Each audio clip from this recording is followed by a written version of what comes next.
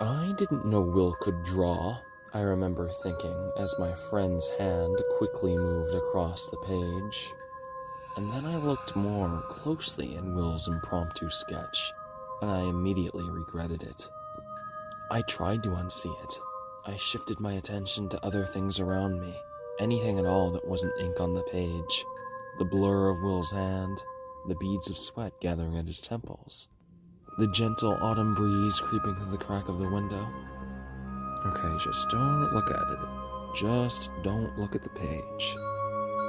But I knew I had to, so I looked, and it was far worse than I could have expected. Far worse. Will had sketched a near carbon copy of one of those wartime Uncle Sam posters, except not quite. The suit was there, bow tie, check, but no Uncle Sam head. The Uncle Sam body had the head of a goat. The animal flashed a welcoming, toothy smile. A hoof pointed at me, nearly coming right out of the page. But it didn't want me to join the U.S. Army. No, this goat-headed creature had something else in mind. I want your kids. Under that declaration, in slightly smaller letters it read, "At Uncle Jerry's Family Fun Zone. Opening soon." I'd never heard of Uncle Jerry's Family Fun Zone before yesterday. That place, I quickly learned, played a host to a significant moment in Will's childhood. And although I'd been friends with him for 15 years, he'd never told me the story. But today, he'd opened up. You see, I wasn't trying to reopen any wounds from his past. I just wanted him to tell me a story. Any story. I'd been listening to a lot of NPR, and being inspired by their storytelling segments and slices of American life, I purchased some professional recording equipment and set up a makeshift studio in my house. My goal was to capture and archive the stories of my friends, relatives, really anyone who had something to say. Call it boredom. I was a widower of a 7-year-old son. Besides doting on my kid, I needed something productive to fill the time. My recording area was cozy. Just a couple microphones, a small table, a few chairs. I'd sit a few feet away from my interview subjects. The intimacy would induce real honesty and emotion. That was the plan anyway, and it worked a little too well. Now, starting this, I never thought my storytelling experiments would go so wrong so quickly. And it wasn't just Will's story and his sketch of the human Uncle Sam goat hybrid thing. Before I'd interviewed Will, I'd heard another version of Will's events. From the other person involved in the Family Fun Zone incident, Will's wife and my good friend, Caroline. Caroline and I dated for a while in college. A stretch of time we now joke occurred in a parallel universe. We were never supposed to happen, we decided. Instead, there was some sort of cosmic hiccup, and different universes intersected for the briefest of times. Our relationship was over before it started. Caroline then began dating Will, the two lived happily ever after, and the three of us been pretty close ever since. Caroline and Will's history predated our collective existence in college. You see, the two went to high school together. But I never knew exactly what they'd experienced as classmates and friends. Not until I set up my little recording studio, that is. I interviewed Caroline first, and Will's interview occurred the following day. Both my friends requested I not tell the other about the contents of their respective interviews. I'm certainly not planning on it. Both interviews were long and free-ranging. I'll just transcribe the relevant portions of their stories. The stuff about relationships, and about Uncle Jerry's Family Fun Zone. It's important that these stories be shared in some form. So, as follows, here's the Caroline interview. So tell me, Caroline, how did you and Will meet? Well, we went to the same schools growing up, but we weren't friends or anything like that. You know how you just kind of know everyone you go to school with? But most people are just on the periphery? That was Will. Always there, but not really. We ran with different circles. So, you can't pinpoint a moment you actually met for the first time? No, I can't. I remember the first meaningful interaction we had, though, and I was writing for the school paper, and God, I can't believe I actually wrote for the paper, because I was a terrible, just horrible writer. and I was researching a story. It was a legend in our town. Something all the kids talked about, but no one could prove. Did your town ever have any of those? I think so. I'd have to think about it, but I'm sure I had some, yeah. Yeah, so you know what I'm talking about. One of those, oh, my brother's friend's mechanic had this experience type thing. He was pretty famous growing up where we did. Kind of a spook story to scare kids from staying out late at night or running around doing irresponsible things. It was this place called Uncle Jerry's Family Fun Zone. Gosh, I haven't thought about this place in years. Uncle Jerry's Family Fun Zone? Just saying it out loud sounds so weird, right? Just completely and utterly made up. And when we got older, most of us thought it was made up, because it was just a silly and stupid legend, so of course it would have a ridiculous name. So, what was the legend? It's been so long, but from what I remember, it was a children's play zone type place that existed in the late 70s or early 80s. No one could exactly pinpoint it, but the story was this guy, Jerry something, but everyone called him Uncle Jerry, inherited a piece of land out in the woods from his grandfather. He took out all of his money and turned it into the fun zone. You know, slides, games, trampolines, kind of like an indoor rec room type place, but, you know, all barnyard themed. So the place looked like a red and white barn with a silo, but inside was all this kid stuff. And he built this out in the woods? That's what everyone said, but the messed up part was what went down there. Apparently, like 30-some years ago, a kid slid down the slide and just vanished into a ball pit. Like there was no trace of him. I think he was only 4, maybe 5. I can't remember for sure. Anyway, they'd emptied the ball pit and everything. The only thing at the bottom was a trapdoor and a crawl space that led nowhere. It just dead-ended. No one knew exactly why it was there. But yeah, the kid vanished, the town freaked, Jerry split, and the place shut down. And that really happened. Every kid in town believed it. The story was that it was some sort of hellhole that sucked down small children. That it needed to be fed. Like, it swallowed up that kid, and if anyone went near the place, it would swallow you up too. Kinda like, don't explore too far from home or else you'll stumble across Uncle Jerry's. But you know, you get past middle school and you think it's all just bullshit. Was it bullshit? You said you were writing a story about it for the newspaper and you met Will.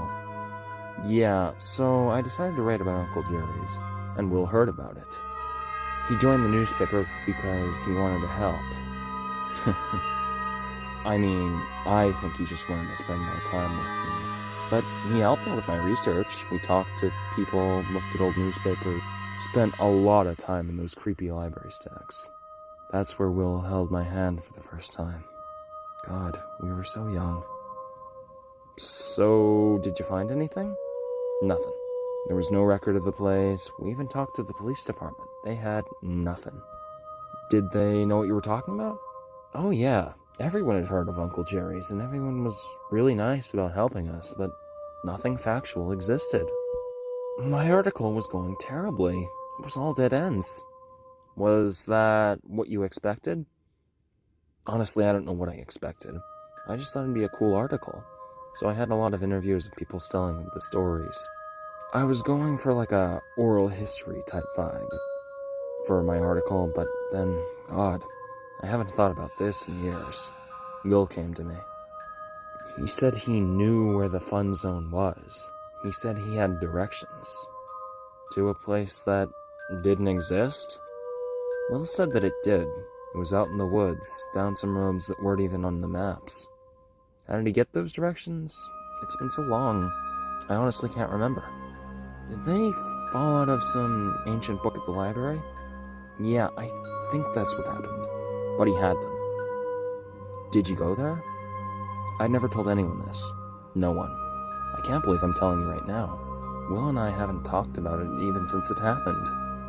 Wow, really? I mean, it's okay, we don't have to keep going. No, it's fine, it's just... Seriously, Caroline, I'm not trying to psychoanalyze you or ruin your marriage by making you dredge up terrible memories. That's not what I'm trying to... It's okay, I want you to know. I want you to know. It wasn't supposed to be there.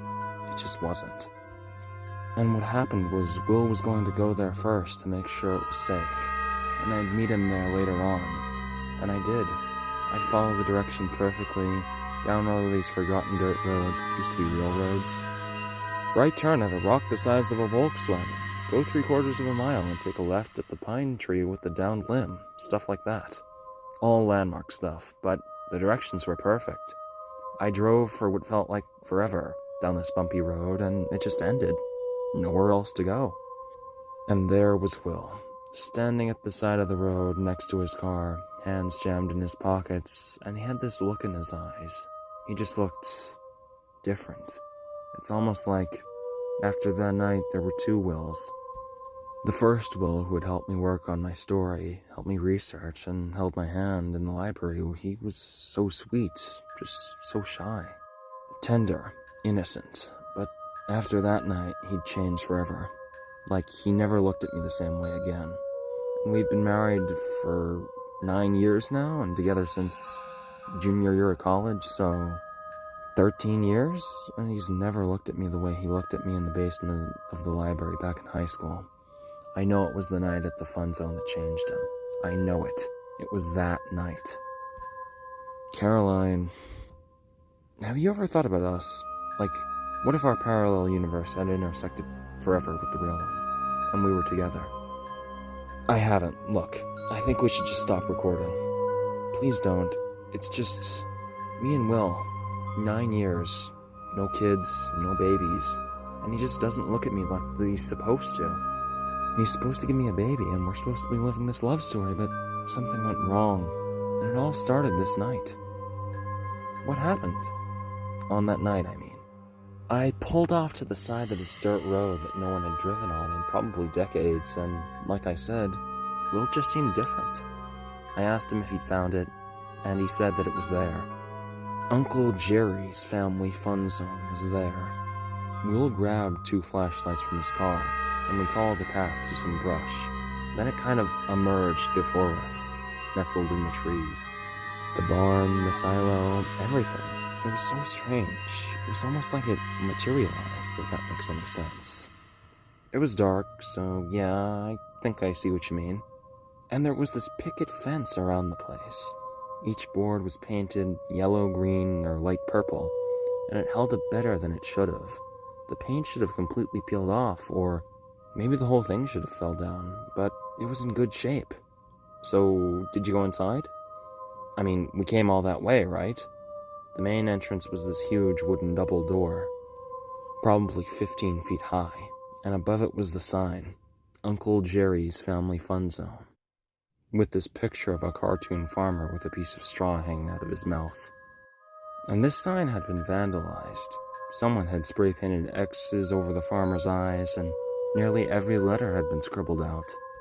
Everything except for fun, but the F was turned into an R and an exclamation point was added, so it just read, run. So we weren't the first people that had been there. And I remember thinking, I don't know if this makes me feel better or worse. So who went in first? Will did. He pushed open the door and it creaked the whole time. I was nervous someone would hear it, but we were out in the middle of nowhere, you know? So that was kind of dumb. Will raised his flashlight and jumped backwards into me. We were staring at this giant goat statue made out of fiberglass. It had to be maybe 7 feet tall.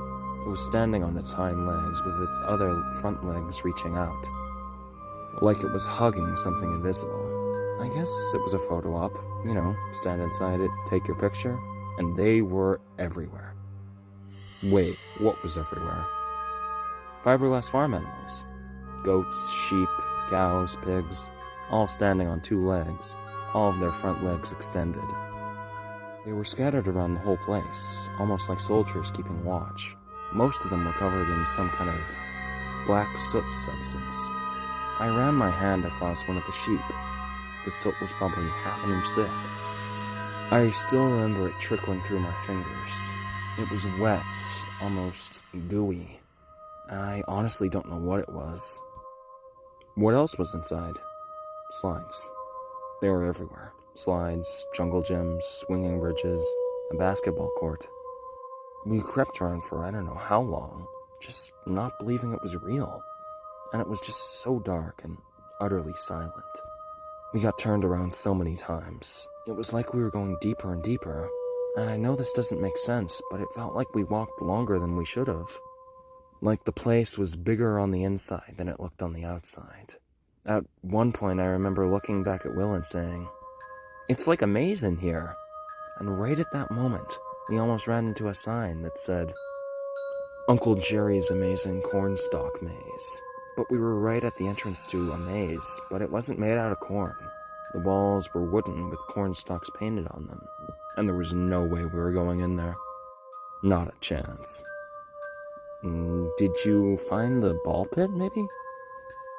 Yeah, we did. It was at the bottom of the tallest and widest slide in the whole place, right in the center of the barn, and the pit was just massive. Had to be 40 feet wide and maybe 6 feet deep.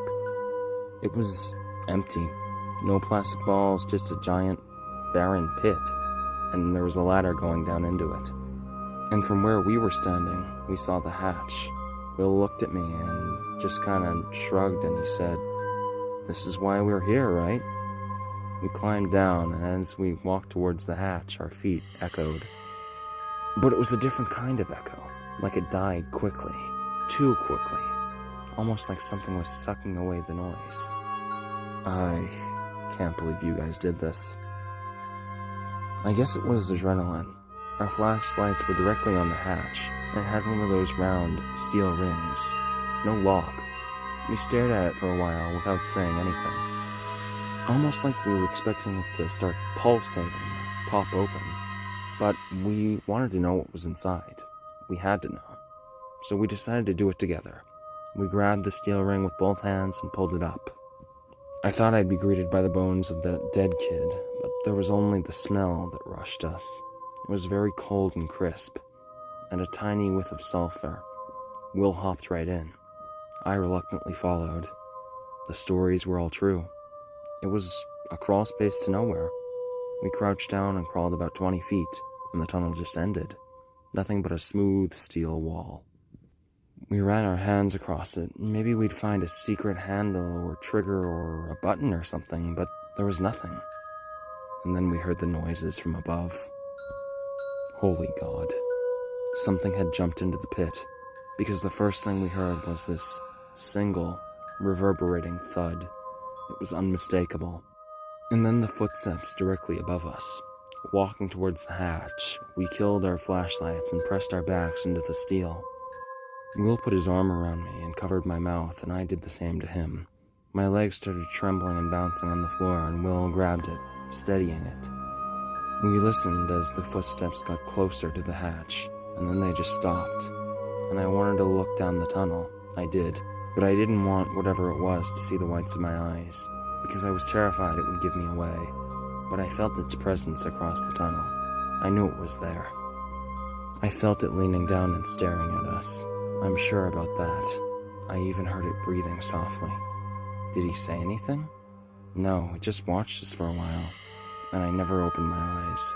And the next thing I remember is the hatch slamming shut, and both Will and I jumping and hitting our heads on the crawl space ceiling. We stayed there silent for, it had to be an hour. We eventually worked up the courage to crawl to the other end in pitch black, and I was praying, just praying that this thing or person or whatever wasn't inside the crawl space with us. We were too scared to even turn on our flashlights. Every inch we crawled, I thought, this is it. I'm going to reach out and feel something warm and snarling, but we made it out to the end and slowly raised the hatch. Thank God it hadn't locked us inside. We climbed out and we ran, just ran. I don't even remember my legs moving beneath me. I remember it being, I was in the crawl space, now I'm outside, now I'm at the car. Just like that, we were safe. So, did you tell anyone about this? Did you write the article? Will followed me to my house. We promised each other we'd never talk about it ever again. We were done.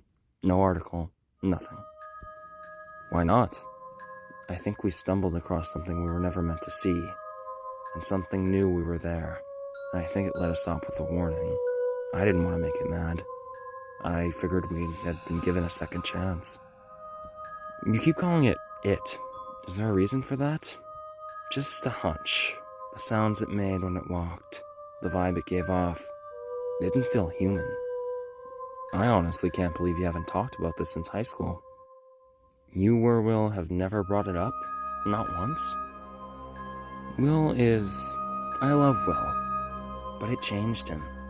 It changed me. How long has it been since Grace died? It's been 15 months. And you two didn't have secrets or anything you didn't talk about? We talked about everything, at least for my part, and I'm sure she wasn't keeping anything from me. What's that like, to have a marriage like that and a child to love? I think what we had was rare, and Tyler's my world. He's my everything. Do you ever think... I turned off the recording. Caroline was traveling down a road that I had no interest in going. She left shortly thereafter, making me promise not to share anything with Will. I gave her my word. At one point, I dropped the digital recording of her interview in the trash can and hovered over the empty bucket for a few seconds. But I couldn't do it. I dragged it back to a folder on my desktop. Will came by the next day for his interview. It began plainly enough. The first 20 minutes focused on his grade school years, his baseball playing days in college, and his love of 80s action movies. Nothing really that revelatory, nothing deep. Well, that quickly changed. The interview direction veered towards love and marriage. I tried to avoid it, but it came up organically. Will hesitated, contemplating. I hoped we'd detour right around it, but he looked me sharply in the eyes and said, "Have you ever heard of Uncle Jerry's Family Fun Zone?" I lied and told him I hadn't. He grabbed this sheet of paper from my desk and sketched out the Uncle Sam type flyer for that cursed children's fun zone. That's where his interview excerpt comes in. I was sitting down in class, I think it was Spanish, and I look over and this beautiful girl in the room next to me is furiously scribbling in her notebook. And she's drawing this, Will said as he held up the flyer that he had just sketched out himself. I can't explain it, but I was drawn to it. There was something about it, so I stopped her after class and I asked, "What's Uncle Jerry's Family Fun Zone?" I'd never heard of the damn place. Was it a place in town? That's the thing. Apparently it was some kids' play area type place in the 1970s. Some little kid drowned in a ball pit. If that makes sense. Carolyn told me the whole story, saying it was the most famous legend in our town and she was writing a newspaper story about it. But I'd never heard of it. I asked all my friends, my teachers, my parents. I always got the same responses. What are you talking about? And that made me more curious. Was this beautiful girl putting me on? Or does she just have a wild imagination? Because, according to Caroline, this legend was as famous as Bigfoot or the Loch Ness Monster or whatever. Are you sure you weren't asking the right people? Google it. You'll find absolutely zero about Uncle Jerry's Family Fun Zone. And if a legend is that famous, wouldn't it have some presence on the internet nowadays? Anything at all? Zero results. That's pretty incredible. And back then, it wasn't just the people I knew. I joined the newspaper club, mainly out of this incredible fascination to find more about this girl and why she was obsessed with this legend that didn't exist. And we interviewed dozens of people for the story. Historians, cops, librarians. We got a lot of strange looks. No one had ever heard of Uncle Jerry's, which only made me more curious.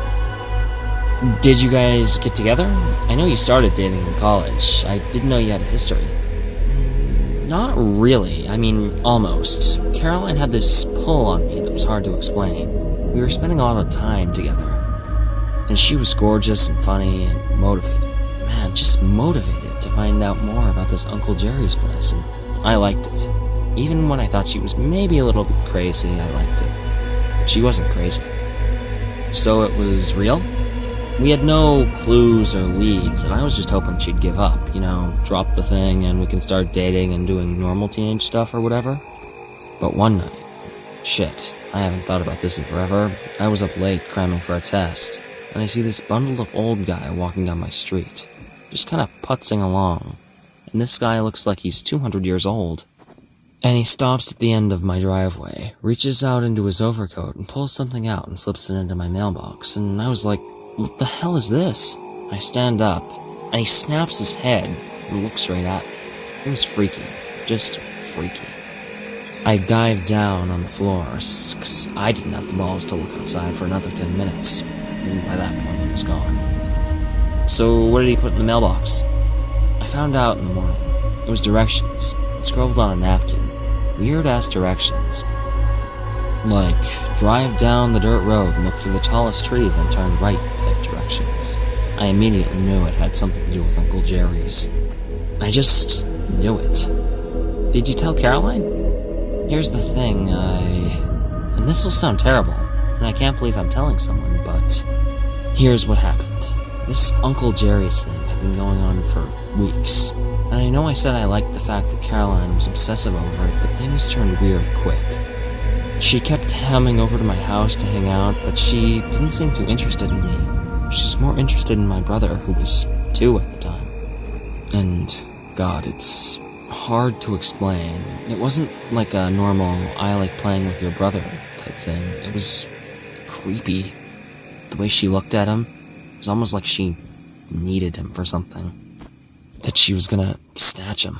Like one day, we'd come home and David would be gone, and it was because Caroline took him. Wow, Look, I don't expect you to understand any of this. It doesn't make sense, but I felt it. I'm telling you, it was real. In my heart, I had this hideous feeling that it was all related to this Uncle Jerry's family fun zone obsession. And I thought Caroline was looking for this place and was gonna offer up my brother as some sort of sacrifice.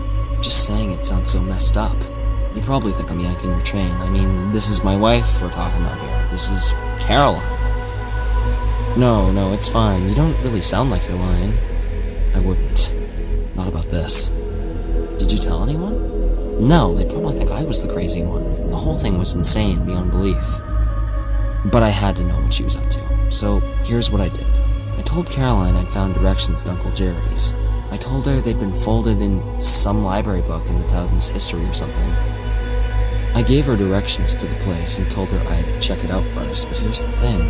I gave her wrong directions. Wait, what do you mean? I made them up. Wrote a bunch of gibberish. They led miles out of town in the opposite direction.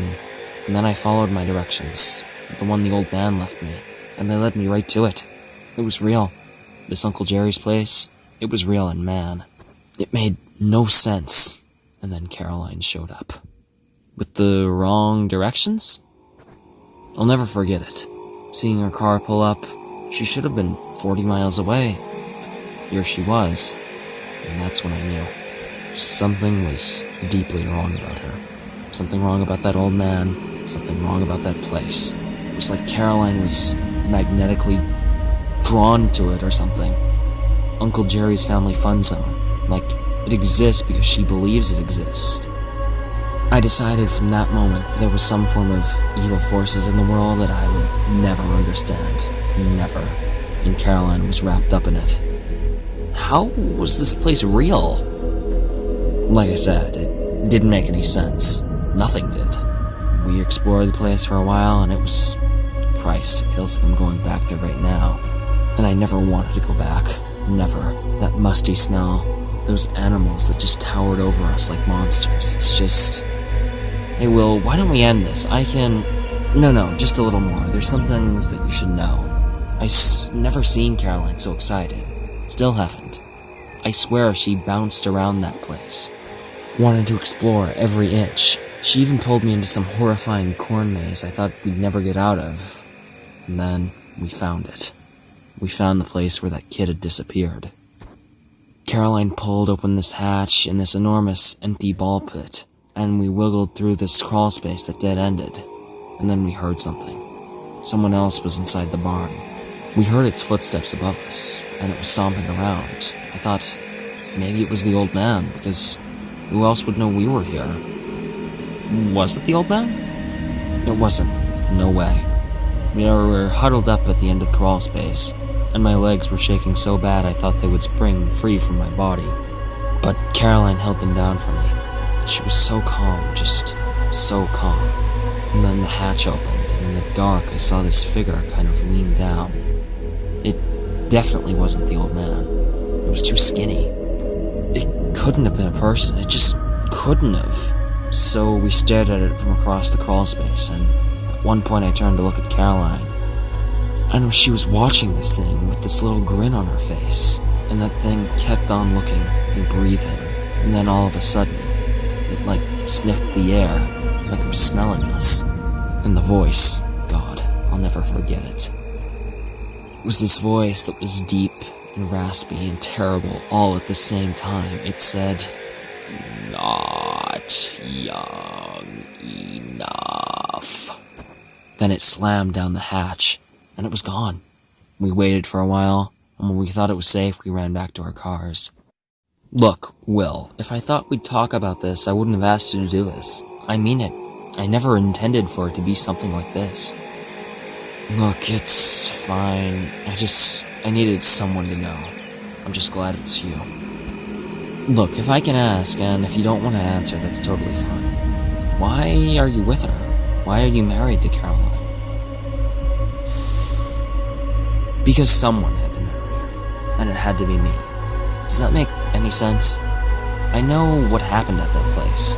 I know there's evil things in this world that have grabbed hold of her, but she's better. She never wrote that article, never talked about Uncle Jerry's family fun zone since then. I'm not sure if she even remembers it. Maybe the evil is gone. It could be gone forever. But I'm always waiting for it to come back. And that's why. I'll tell you this, but this goes to the grave, yeah? Yeah. She wants to have kids. Carolyn wants to have a baby, but it won't be with me.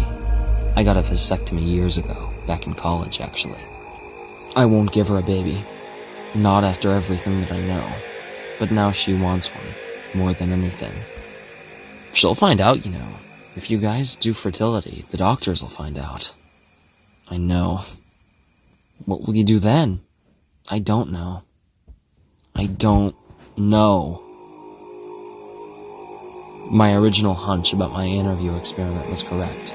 There was just something about microphones and tight spaces that elicits honesty. What I experienced with Caroline and Will is one of the rarest forms of honesty. An honesty I hope to never, ever experience again. I wanted to rid myself of the entire situation. Even having the audio files just felt wrong, like I was allowing evil to fester. But then I remembered what Will told me. Someone needs to know. So I spent hours transcribing their interviews, dumped the text file onto a USB drive, and tossed it into a bag in my closet. I then deleted the audio files from my computer. I put my microphones and recorders out to the curb. It just wasn't worth it. But the purging didn't cure me. I was haunted by Will and Carolyn's stories. And it wasn't just the horrific situations they found themselves in as high schoolers. It was the secrets and lies they've lived ever since.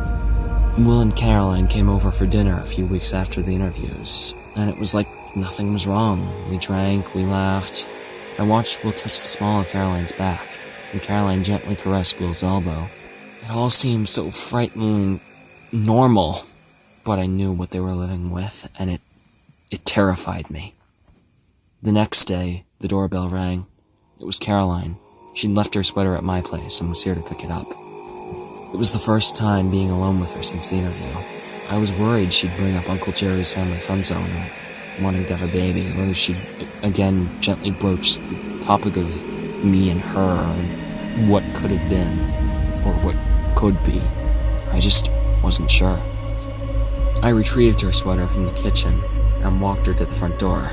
I tried to read what was going on beneath her eyes, and I looked for that flicker of evil Will said grabbed hold of her all those years ago. I didn't see it. I just saw a lonely, sad woman who wanted more out of life than what she was given. We reached the front door, and Caroline looked over towards my living room. My son Tyler lay nestled into the cushions, lost inside the pages of a fantasy book. Caroline smiled longingly at my boy and said to no one in particular, "Not young enough."